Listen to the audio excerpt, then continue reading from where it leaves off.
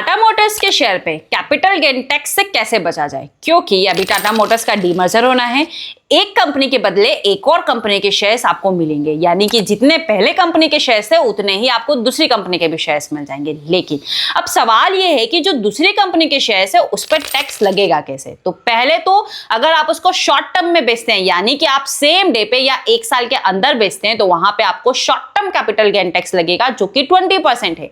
यानी कि सीधा सीधा अगर आपको 1 लाख रुपए का प्रॉफिट होता है तो वहां पे आपको 20% यानी कि 20,000 का आपको गवर्नमेंट को ही देना पड़ेगा। दूसरा, अगर वही शेयर्स अगर आप एक साल से ज्यादा समय के लिए होल्ड करते हैं तो वहां पे आपको लगेगा long term capital gain tax, यानी कि वहां पे 12.5%, मतलब यहां पे सीधा सीधा 8% का अप्रोक्स आपको बेनिफिट हुआ, यानी कि वहां पे आपको 12.5% यानी 12,500 रुपए के आसपास देना पड़ रहा है। दूसरी बात, long term capital gain tax में 1 लाख प्रॉफिट तक की छूट है। 1 लाख रुपए से जितना भी प्रॉफिट होगा उस पे आपको 12.5% लगता है।